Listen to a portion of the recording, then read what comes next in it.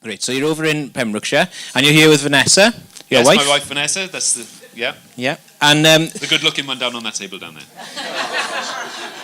so where you're not from Pembrokeshire originally? No, we're from the Merthyr Valley originally. Merthyr Valley. So do you want to tell us? Let's go right back. Tell us about where you grew up, early childhood memories, things like that. Yeah, this will probably mean a lot to a lot of you here. There's some younger people who may not know, but I was born and brought up in the village of Aberfan in the Merthyr Valley. Aberfan is now infamous or notorious because of an event that happened back in October of 1966 when the coal tips slid down onto the school, killing 144 people that day, over 120, I think it was 128 of them were children in the school. And whilst I don't look old enough, I know, I was in the school on that day, so I'm classed as a survivor of Aberfan. Yeah.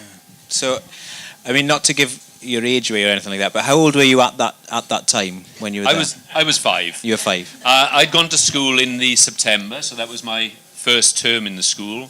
And that happened, as I say, then in the October. So it was, I won't say it was an early memory, but something I've realised since talking about it now is actually, it's my first memory.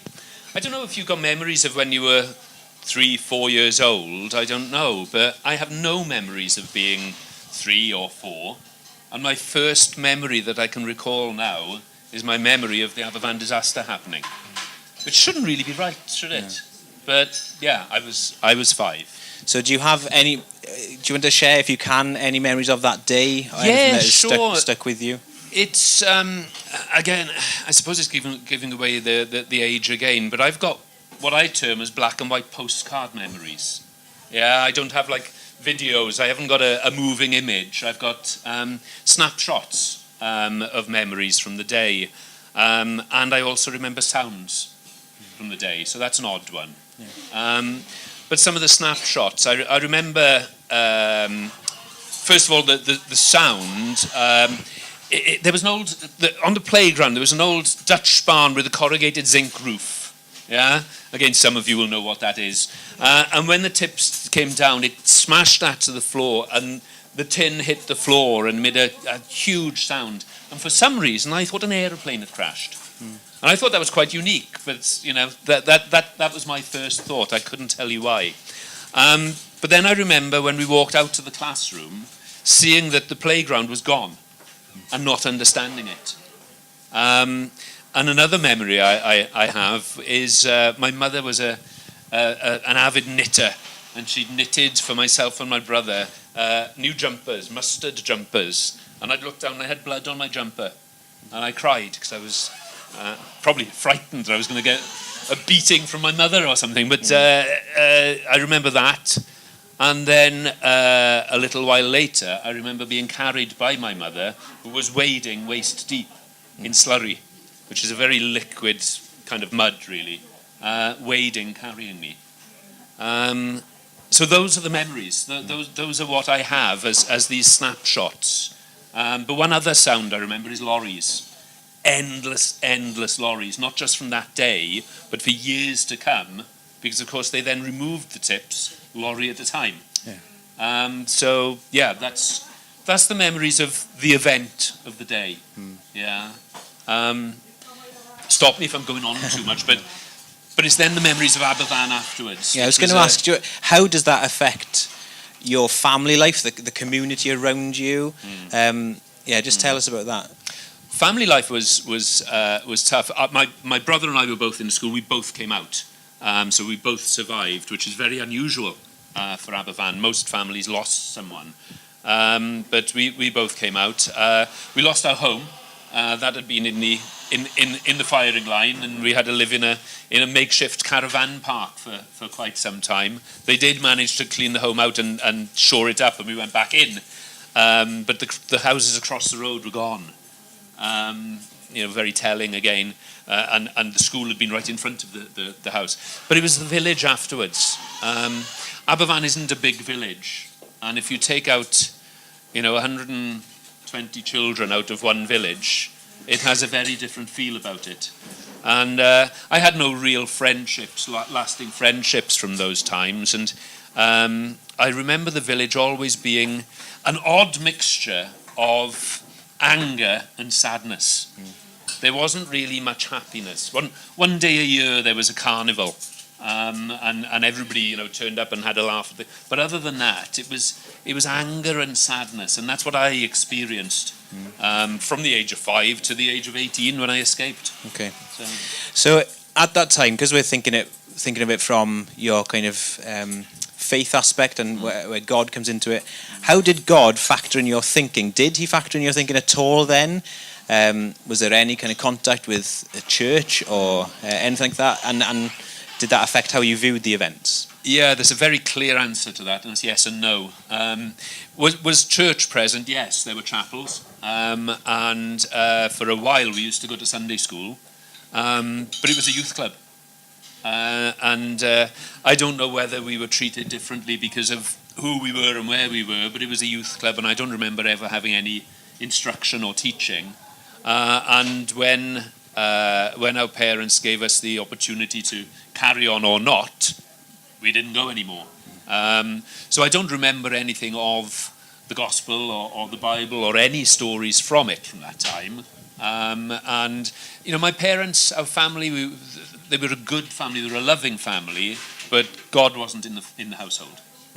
Okay. And so you said you escaped when you were 18. Yes.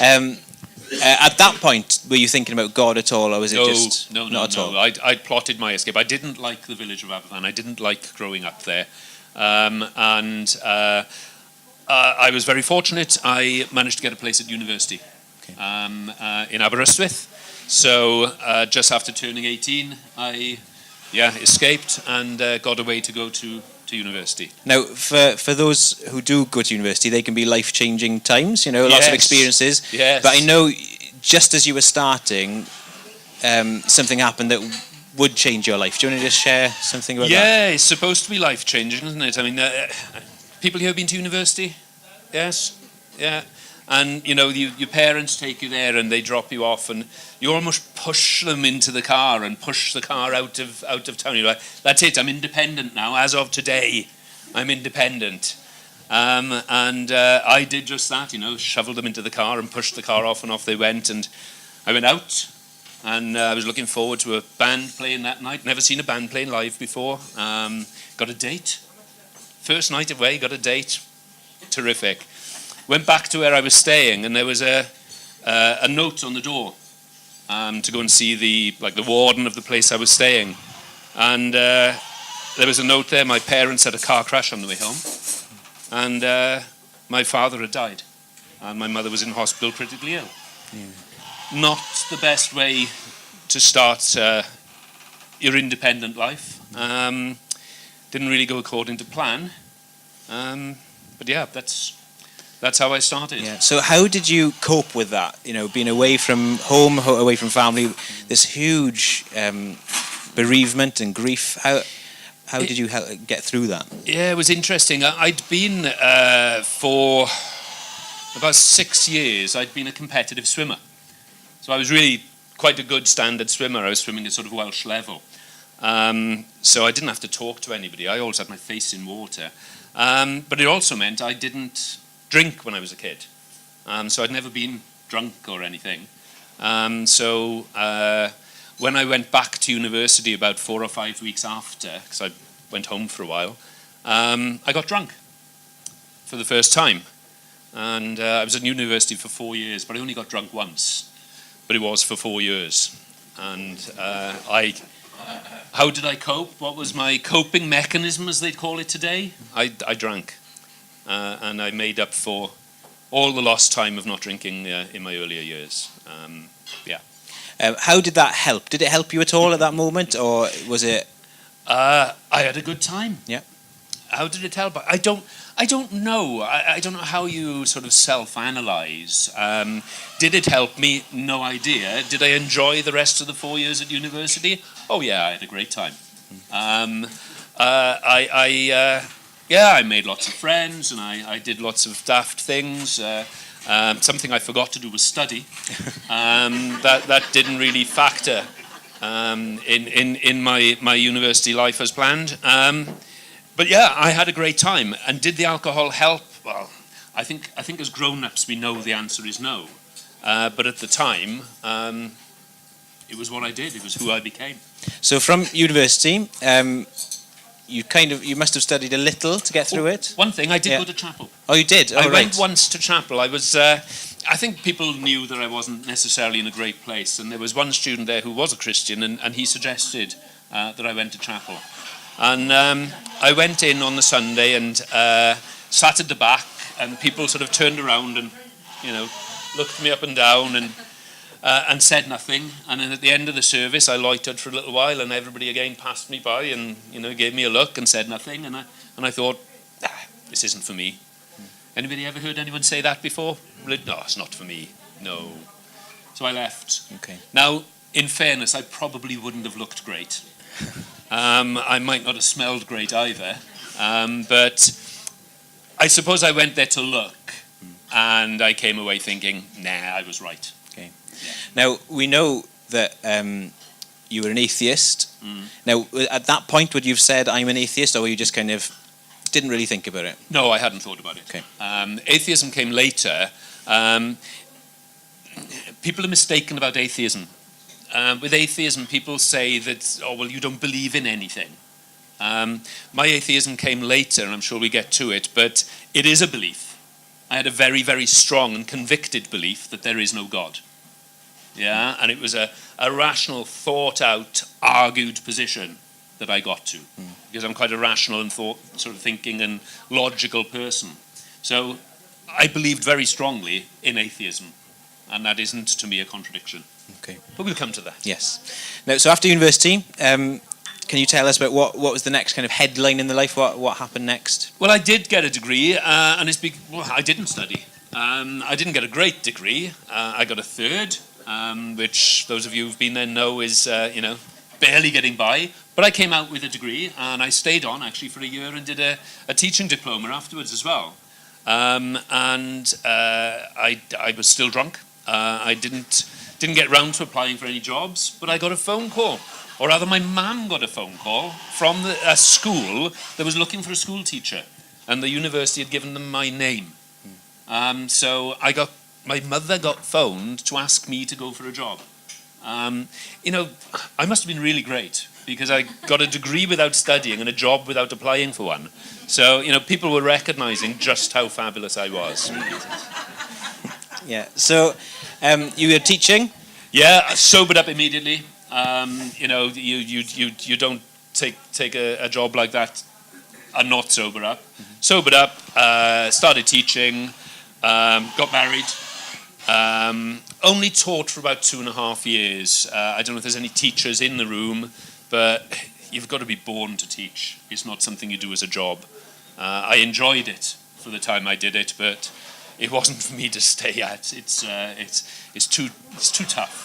Yeah. So you got married. Yeah. And where did you go after that? After teaching, what happened? I left teaching and I took a job in what we now call financial services. At the time, it was called the life assurance industry.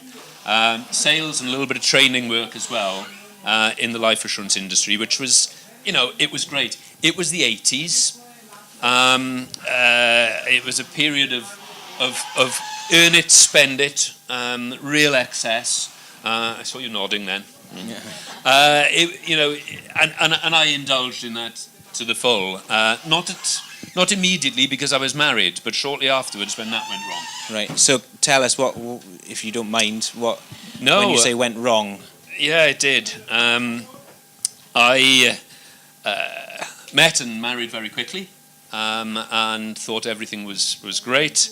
Unbeknown to me, my wife, very early on in the marriage, had an affair.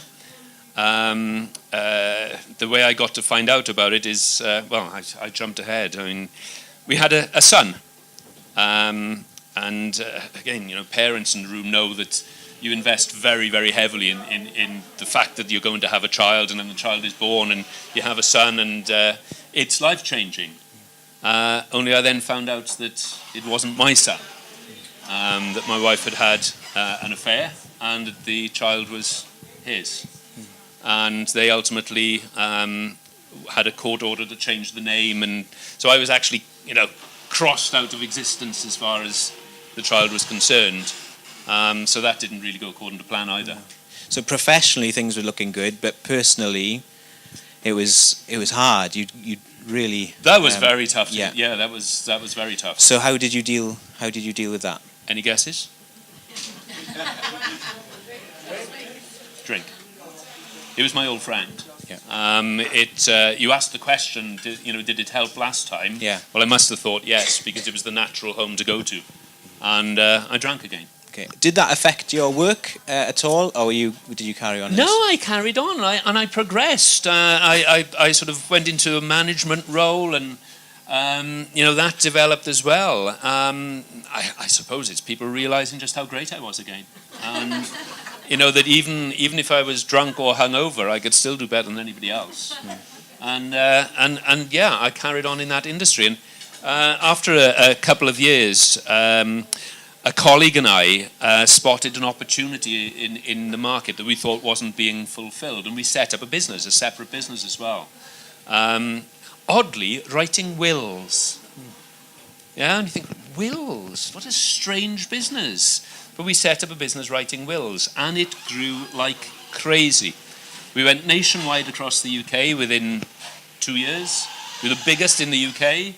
I was speaking at sort of national sales conventions in big cities, and it flew. We did really, really well. And then the government passed the Financial Services Act. And don't want to get technical, but we were using life assurance people to sell the wills for us. So like you go along, sell somebody some life assurance and say, well, you've got this life assurance now, and when you die, you don't know who's going to get the money. So write a will. So that's what we were doing. And the Financial Services Act came in to stop people in life assurance selling products outside of that industry, non-regulated products. And wills weren't regulated. So we approached the regulators and asked if they'd regulate us, and they said no. So we approached the Law Society and asked them if they would regulate us, and they said no. So our business closed down within a week. What do you mean? From maybe around 20 people, all with company cars and travelling around the country, to nothing. And we sold the business for £1. So again, another kind of crash. Again. Big crash. Now, in all of this, had kind of the big questions of life come in at all to you? Are you thinking about God? Are you thinking about the purpose of life? Are you thinking about why is this all happening to me? Because from this perspective, looking back now, you can see you've been hit by big things, kind of throughout your life. It's odd, but no, I didn't think of any sort of thoughts of that nature. It never occurred to me to think. What occurred to me is, right, what do I do now? And particularly at that time when the business had gone bust, and I'd been living the life. I had a house and a flat and 2 cars, and I was living the life, and that was all repossessed. That all went, and to me it was, right, what do I do now? And I had no money, so I couldn't drink, which was a problem, because that had been what naturally I would have done in these circumstances. But I suppose I was really lucky, because I had a friend who introduced me to what is now called recreational drugs, and I started using drugs instead. And would you believe drugs are cheaper than drink? Is it? Yeah? No idea. It's a crazy idea. But that's what I did. I started using drugs. Not, heroin and these headline drugs, but cannabis and whatever I could get my hands on, really. So career-wise, what happened next with you? Career-wise, did a few bits and pieces. Was sort of looking for something to do. Did a bit of marketing consultancy, which was fun. Invented a couple of board games and set up a board game business and sold them, and that was fun. But it was no way for a grown-up man to act. So I took a change of direction. spent a brief spell in politics. Very topical for now. With anybody heard of Brexit? We'll skip There this was bit. no, but very quickly, I promise you. In the 1997 general election, the Tony Blair election, there was a guy called James Goldsmith who set up a political party called the Referendum Party. Yeah? And I ran 60 constituency campaigns for the Referendum Party. Oh. Yeah, I know. All while stoned. Really? But we did okay. But again, once the election came and went, I was out of work. So I took a change of direction and I became a headhunter. Excuse me. That sounds quite violent. Do you want to explain what that might be? I know, isn't that great? A headhunter. It's recruitment, but it's recruitment at very senior levels. Yeah? So here's me, a boy from Aberfan who's not really achieved, education and all the rest of it, and suddenly I was interviewing people for managing director and chief executive jobs. So I became a headhunter, and I found I was quite good at it. So that went quite well, and I met a woman and we got married, which was nice, isn't it? There is a happy ending to this story. Unfortunately, this isn't it. Yeah. Because this isn't supposed to be a funny story. I don't know none of it yet. Yeah, she had an affair. Told me she was having an affair, and that was the end of that, and I was divorced again. Dear me. So, again, how would you deal with that? How would you... Well, by then, I was doing quite well in business, and I had money again. I was still using drugs, and then I managed to have a nice cocktail of drugs and alcohol for a while. But, throughout all of this, I was still... I still retained focus. I still was performing reasonably well in work. But by now, I had very much formulated the position of being an atheist. Okay. Now, when some people might say an atheist as a default position, kind of like, I don't think I believe in God, so I guess I'm an atheist. Is that what you were, or what? Can you explain to us what you mean by when you say atheism? I thought it through, and I had all the answers to all the questions on it, and I even thought that if I argued with a Christian, I could persuade them of the error of their ways, that you're wrong for these reasons. No, I thought it through, and I decided, I rationalised the fact that there is no God. Not because of what had happened to me. This wasn't a challenge to God. There is no God. I was asked once, all that happened to you. Were you angry with God? I said, how could I be angry with God? There is no God. So it was actually, I was mentioning earlier, a real belief system for me that there is no God to be angry with. There is no God that's affecting my life. I've managed to do all of these things, and I've come back from alcohol and all the rest of it, which... alcohol and drugs is not the route to success in business. Alcohol and drugs is a route to homelessness. Unless you're as clever as I am, and you're as great as I am, because I could manage all of it. And when I had to give up drinking, I could give up drinking. And when I had to give up drugs, I gave up drugs. And I, in the meantime, I managed to carry on. But it was all because of me. Yeah, this wasn't because of some God. You had the ability to conquer whatever life could throw at you because... you were so great. Yeah, and I'd proven it time and time again. Yeah. So can you just if we pause there a minute, think about this atheism. Can you just think, well, what were one of the kind of best arguments you had about God not existing? What were one of the kind of zingers that you thought, if I'll tell that to somebody who believed in God, they'd leave the room not believing in God? Can you remember any of those? The belief in God bit to me was incidental. Yeah, to me it was about like the Bible and why there's these rules that came out of the Bible, and it was obvious that in the olden days there was no police force, there was no kind of moral structure that I would look at, and therefore somebody came along and said, right, here's a good idea for society, let's create some rules. Yeah? But if that bloke just stood there and said, right, I've come up with some rules, we're all now going to obey them. Well, nobody's going to listen to him. He said, I've got a good idea.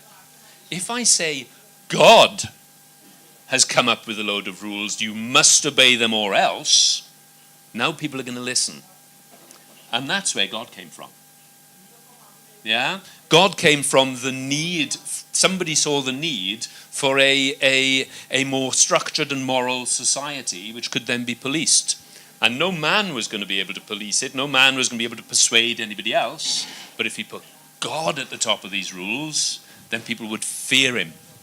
And that's religion. So God, in your mind then, was just an invention by humans to control behaviour, control society. Yeah, absolutely. Okay. Yeah. So what did you think of people who believed in God? What do you think of Christians? Did you meet any? Did you? Were a bit wet, really, weren't they? A bit sort of soft, a bit naive. To believe in this and spend their Sundays going to church to like, sing and pray to someone that doesn't exist. It's all a bit daft, isn't it? And I knew Christians.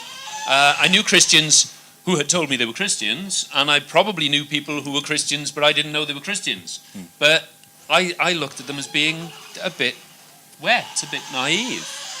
So, sorry. So what changed? Because obviously today you believe that God exists, you believe in Jesus, you're a Christian. We'll get to that in a moment. But what changed? Did you give up on thinking? Did you leave your brains on the door, say, I've been asked that one. I've been asked that one by people, yeah. How does somebody who's so convinced that God doesn't exist now be willing to come, because I've invited you here, to tell a room of people that God does exist and you can trust him? Here's proof that God exists. I'm sitting here telling you. Do you mind if I tell a quick story? Okay. About 5 years ago, because I was so clever, I retired. I took early retirement. Yeah, we moved to Pembrokeshire. I took early retirement and had just the best life. Lovely little house in the countryside, nice and peace and quiet, a couple of dogs, a few chickens, a couple of motorbikes, mountain bike, and all the time I had to enjoy them all. Even took up racing motorbikes at my age. It was just a fantastic existence.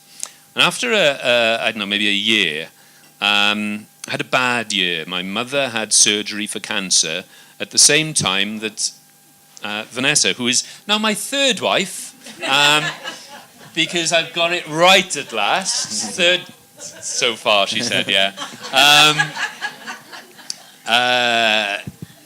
Vanessa was having tests, also for cancer, and they were looking pretty grim. To the extent that when she went back after, about 4 or 5 visits, she went back for the last set of results, and they'd booked an appointment with the surgeon that afternoon. Kind of tells you what they're thinking, doesn't it? And the results came back and they were all clear. There was nothing there. Now, Vanessa was brought up in a Christian home, and I suppose if I can speak for her, she believed in God but wasn't a Christian, which at the time, made less sense to me than any of it. But she wasn't a Christian, but she believed that there was a God, and she knew that her mother and her aunt and all of their fellowships in their chapels had been praying for her. And there'd been prayer letters, and there was even people praying in the US and all the rest of it, and they'd all been praying for Vanessa. And she just knew that God's hand was in it. She's not saying that, there was a clap of thunder and she was healed, yeah, but she knew that prayer had been part of this process. And she came home, told me the news, which was just fantastic, and said, I'm going to go to chapel. And set about finding one, visited 3 or 4, and then found Penuel in Roach. That's Penuel with a U spelled correctly. And she started going to chapel. And I was delighted about the news, obviously, and I was very happy that she was going to chapel and getting something out of it. But I'm an atheist. yeah? And I'm perfectly happy as an atheist. Thank you very much. And after a little while, she'd been going for some months, and she kept coming home and telling me, about her friends there, about John and Chris and John and Phil and Fran and John and every other person is John. They still are there. And she said, well, will you come and meet them? Will you come one Sunday and meet them? I said, well, yes, of course I will. I'm a sociable guy. I'll come and meet your friends, but don't get any daft ideas. Yes. And so I went along, and it was the first sermon I'd ever heard, and it was really good. It was a really good sermon, all made up, all nonsense, but it was really good. And afterwards, we went through into the vestry, the back room there, and there was tea and sandwiches and cakes, and I thought, I'm liking this, don't make a habit of it or anything, but I'm liking it. And it was nice. It was good company. There were nice people. We talked about rugby. We talked about, dogs and what have you. I went back a few weeks later, and there was another service and another sermon, and I enjoyed that as well. And we sang some songs, and there's nothing wrong with that. It was all very good. But I'm an atheist. And then she said, do you want to come to a barbecue at chapel? We've got some people over from America, from Mississippi, French Camp, Mississippi.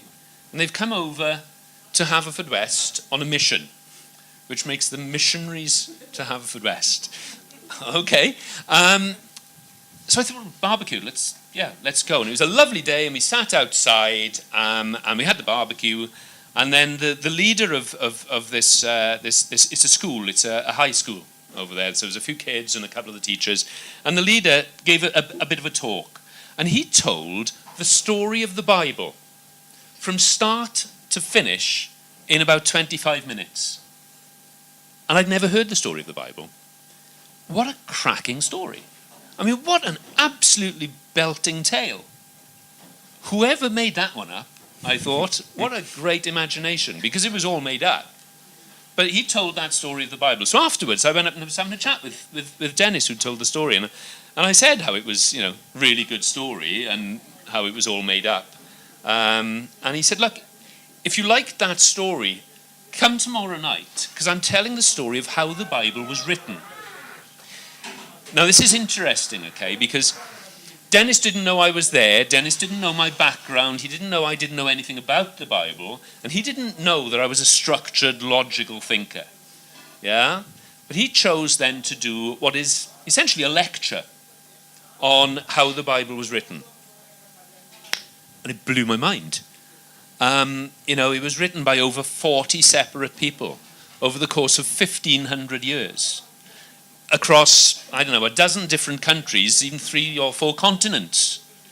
There was no email, there was no internet, there wasn't even post.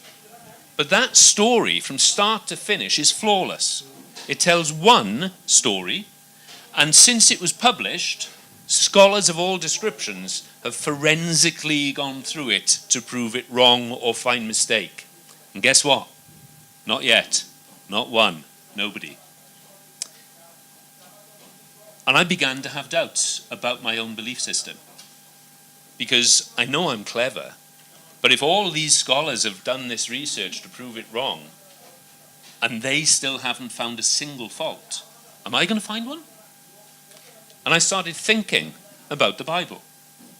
And I started thinking and challenging my own beliefs. And then I started reading about it. And the more I thought and the more I read, the less I liked what I was finding. Because I was finding that there was just a chance, just a tiny, tiny little chance that I might be wrong. And I don't do wrong. I'm not good at wrong. But I couldn't find fault in what I'd heard. So I went back to chapel the following Sunday, and the Sunday after that, and for probably a couple more Sundays, until one day we were there and we were singing a hymn, and when I sing hymns, I sing the tunes. I'm reading the words and I'm singing them, but I don't really think of the words. I'm driven by the music, not by the words. don't know if that makes sense to anybody, if anybody else does that, but, I was just singing along and, great. And it came to the second verse of the hymn, To God Be the Glory. And I couldn't sing it. And I find it difficult to talk about it now, because the verse says, the vilest offender who...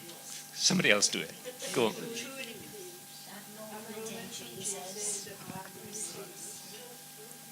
The vilest offender who truly believes, that moment from Jesus, a pardon receives. And I couldn't sing it because I was crying, because I was that vilest offender. And at that moment, I found that I believed. And guess what? At that moment, I got that pardon. And that's when I became a Christian. And I didn't lose my mind. And I didn't become irrational. I didn't become bonkers. I didn't become wet or soppy or irrational or anything else. Because I'm still me. But I received a pardon for all my sins, of which there's been a lot. And just to rub it into the wound, the next hymn was Amazing Grace. I couldn't sing that either. So yes, I'm a Christian. And I didn't like it one bit. And I fought against it, and I argued with myself against it, and I said, pull yourself together, man. I mean, really, you're falling for this. I had to tell my friends afterwards, friends who'd known me for years, and I was telling one guy, Dave, from Unnatural, we ride bikes together, we race motorbikes together, and I had to tell Dave, and he said, God, how did that happen? How can you suddenly go from that to that? I mean, how did that happen? I said, well, Dave, he said, you're an atheist, you don't believe in God. And I said, Dave, it's difficult to argue against God when he taps you on the shoulder. And that's what it felt like. It really did. That's what it felt like. He was so in my life, from having been denied his very existence, that singing of that hymn, he was suddenly in my life. And I could argue against his existence as much as I wanted. And I knew he'd just be laughing at me, because he was there. So you've gone now from being an atheist to somebody who knows that you have done wrong, that you're not maybe as special as you thought you were. And what difference has that made since then? What difference has that made in your life? My life was great, remember. I'd retired. I was riding my bikes, I was walking my dogs, my life was great. My life was perfect. Only it wasn't, was it? When I look back on my life now, it is almost like looking back on somebody else's life, because I am born again. Do you remember people used to say, before I was a Christian, people say, I'm a born again Christian. I think, oh, spare me. I am born again. I was born again. I know that I am different, because I look back on my life now, and I now have more happiness, more peace, more joy. I never used the word joy before. Now joy is part of my vocabulary. Where on earth did that come from? But I'm more happy and content and peaceful now than I've ever been before. And looking back now through my eyes at my previous life, I don't see me succeeding despite my father dying and me getting drunk, succeeding despite losing a family and getting drunk, succeeding despite being on drugs for 10 years and getting drunk. And I don't see me succeeding despite those things. I look back at my life now and see that I made all of the wrong choices. I was rescued from Aberfan. I was rescued from drunkenness in Aberystwyth. I was rescued from drunkenness in Cardiff after my marriage broke up. I was rescued after my second marriage, after my business went bust. I've been rescued time and time and time again. And I've been saved once. Rescue and save, they're synonymous. They mean the same thing, don't they? Only they don't mean the same, because you're only saved once. You rescued me. He had his hand on my life all the time. All the time that I was telling him he didn't exist, he had his hand on my life. And then he saved me. And now I know. Being a Christian is wonderful. It's so filling. But there's a bad thing about it as well. Because I look back now and I see my sin.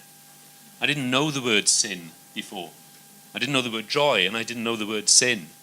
And now I look back and I see sin. And I look at myself now and I see sin. And it's not a nice thing. But I still have that pardon. I still have that pardon. And I know I'll always have that pardon, because the story that Dennis told me about the Bible at the barbecue told me about God's promises. He never breaks them, does he? No.